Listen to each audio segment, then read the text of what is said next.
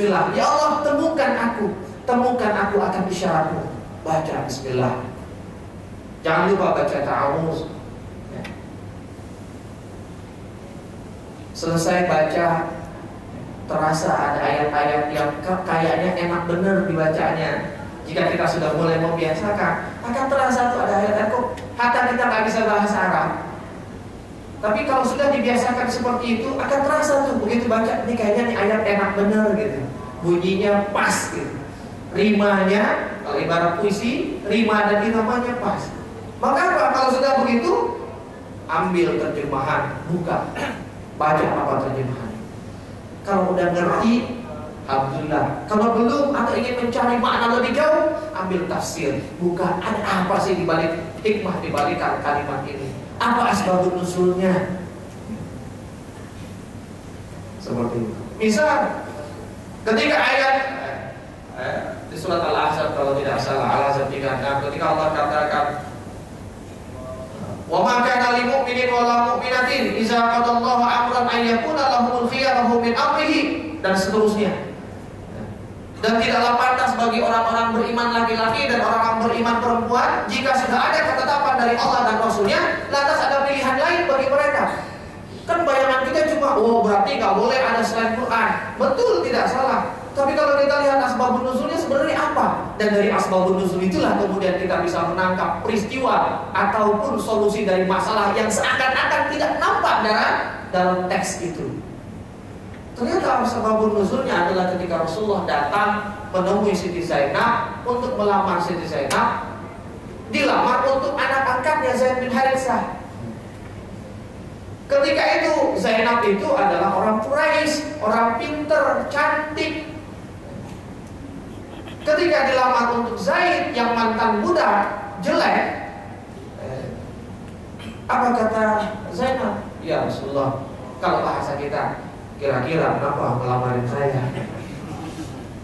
Masa dikasih mantan budak, walaupun memang anakmu, tapi kan dulu dia budak, cakep juga enggak gitu. Ditolak. Dan gara-gara dia ngomong begitulah kemudian Jibril membisikkan ayat ini dengan perintah Allah Subhanahu wa taala, turun ayat tadi. Dibacakan di tempat itu juga oleh Jibril kepada Rasulullah. Wa ma kana lil mu'minin wa la mu'minatin idza qadallahu amran ay yakuna lahumul khiyaratu min amrihi. Kemudian kata Rasulullah kepada Zainab, "Nam, barusan Jibril datang bisikin ke saya ada wahyu baru turun." Para sahabat dan sahabiah tipenya dengar taat. Dan ketika ada yang baru pengen tahu. Beda sama kita. Ada yang baru aja kita nggak mau tahu. Apalagi kalau sama. Udah pernah pulang. Betul nggak? Padahal boleh jadi walaupun udah pernah, tapi kita nggak nangkep apa-apa waktu pernahnya itu. Bahkan Imam Ghazali saja, dia membaca satu kitab, setiap kali dia membaca kitab itu, setiap kali dia baca pengulangan, setiap kali dia dapat tambahan pemahaman. Seperti itu. Apa yang Rasulullah kata Siti Zainab?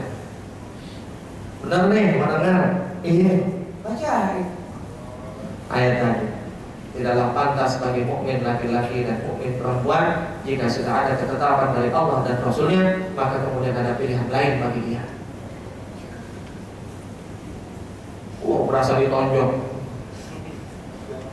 Dan tadi sahabiah begitu dengar, dia diam sejenak, kemudian dia katakan, "Ana ridha ya Rasulullah."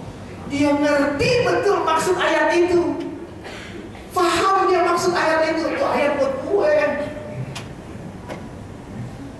Sehingga apa, dia anggap bahwa lamaran Rasulullah itu adalah babnya ketetapan dari Rasul. Ketika sudah ada ketetapan dari Rasul, tidak ada pilihan lain kecuali do it. Ana ridho ya Rasul. Dari sebelumnya, begitu turun ayat, ana ridho ya Rasul. Kan enak ya zaman Rasulullah. Kalau pengen mau ada Rasulullah. Bapak Ibu, Allah SWT. Itu contoh. Begitu tahu, iya ya. Kalau dari ayatnya, teksnya kan seakan-akan full Quran saja. Betul. Tapi jika kemudian dilihat asbabun nuzulnya, ternyata subhanallah, ada cerita yang luar biasa. Dan itu menjadi jawaban kepada seorang wanita ketika dia dikhitbah, dilamar oleh seorang laki-laki saleh, dan dia menolak tanpa alasan yang syar'i. Ingat-ingatlah ayat itu.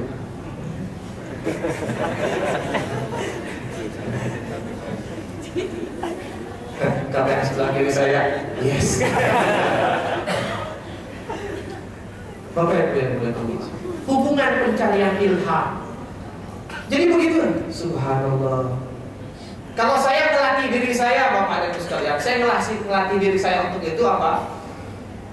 Di saat kan ada saat-saat tertentu di mana baca Quran itu memang berkesan. Kalau di surat Muzammil itu dikatakan di tengah malam, di sepertiga malam yang terakhir. Karena apa?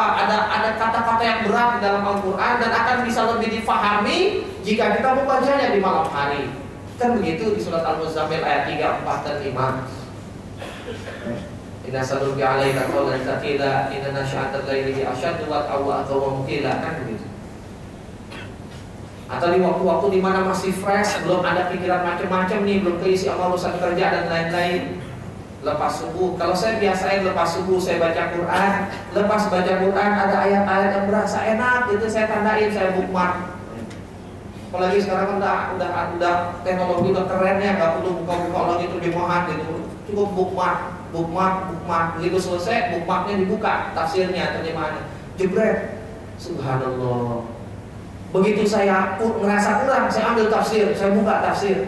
Begitu dapat tafsir, subhanallah. Supaya lekat, apa yang saya lakukan? Saya buka not, saya bikin tulisan. Kutipan ayatnya di atas, setelah itu bikin tulisan. Baik apa maksud teks ayat itu menurut terjemahan dan tafsir, maupun kemudian kontekstualisasi ayat itu dengan pemahaman yang saya punya. Jadi tulisan. Bapak Ibu yang dimuliakan Allah, sudahkah hubungan kita seperti itu dengan Al-Quran? Ya, banyak sekali pelajaran. Atau malah nauzubillah yang penutupnya. Ya, habis tadi mulainya lama banget sih ya. Jika kemudian kita merasa sulit berinteraksi seperti itu dengan Quran, kok nggak masuk ya saya? Aneh nih gitu. Ayat yang dibaca sama, begitu dijelasin sama seorang ustaz misalnya, kok ustaz kepikiran ya ke sono gitu. Saya enggak. Atau kok nggak dapat gitu. Maka mari kita buka surat Al-Isra ayat 45.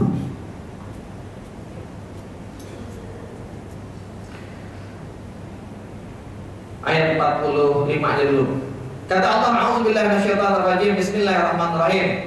Wa idza qara'tal Qur'ana ja'alna bainaka wa bainal ladina la yu'minuna bil akhirati hijaban mastura.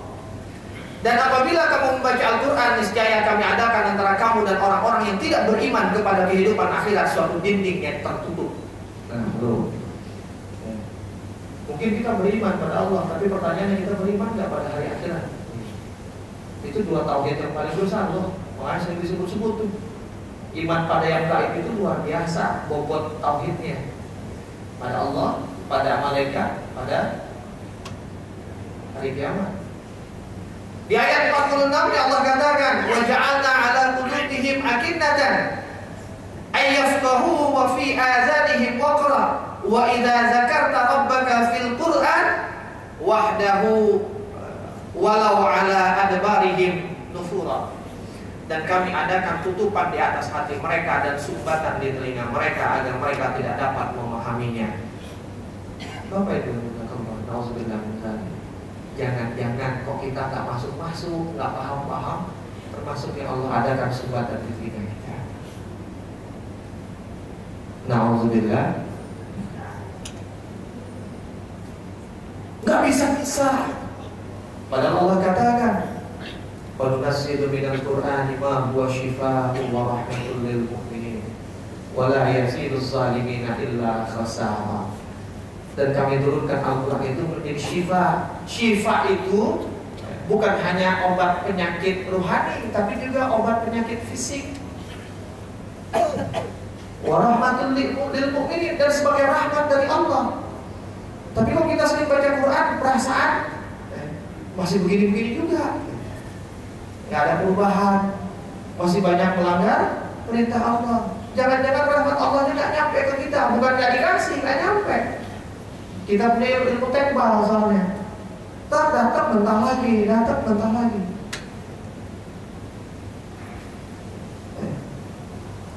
Wala yaziduz zalimina illa khasara.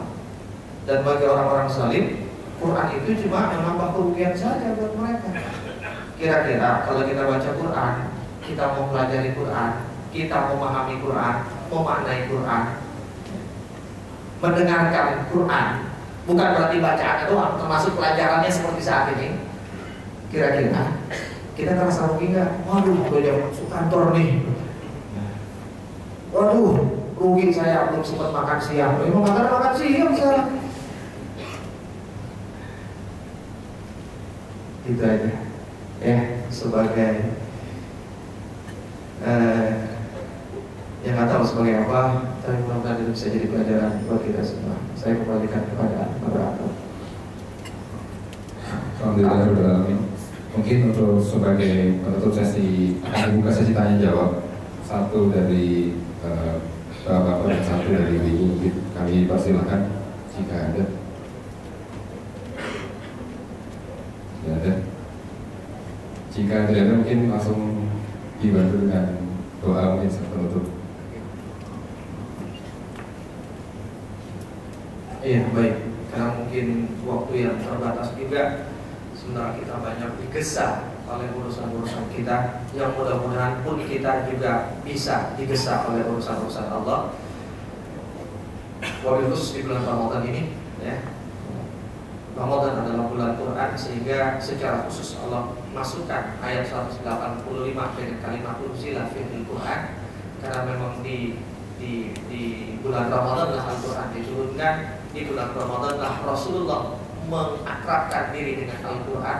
Bahkan Rasulullah biasa menghatamkan Quran di saat dia bertadarus bersama Jibril alaihissalam. Begitu pula dengan para sahabat dan para tabi'in, para ulama salafus salih. Imam Syafi'i yang katanya kita mazhabnya Syafi'i, Imam Syafi'i menghatamkan Quran satu hari 2 kali selama di bulan Ramadan.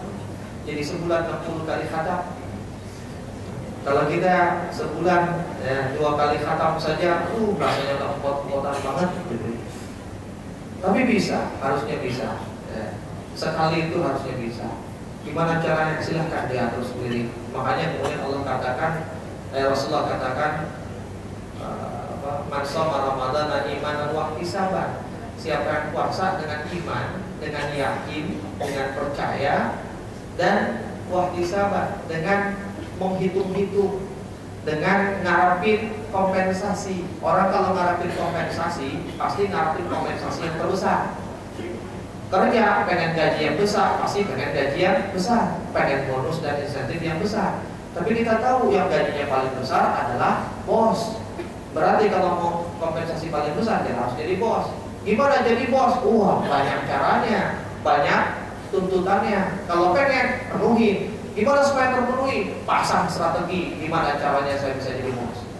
Sama, supaya bisa dapat kompensasi besar di bulan Ramadan, atur strategi.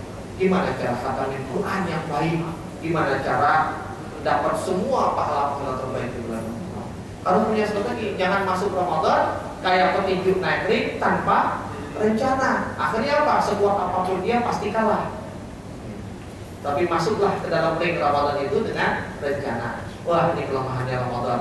Kalau seakan-akan musuh, kita tahu selaknya di mana bisa dapat keutamaan dan di mana ngakalinnya. Baik Bapak Ibu Allah, kita sama-sama tutup dengan doa. A'udzubillahi minasyaitonir rajim. Bismillahirrahmanirrahim. Hamdan na'imin hamdan syakirin hamdan wafi ni'amahu wa yukafi mazidah.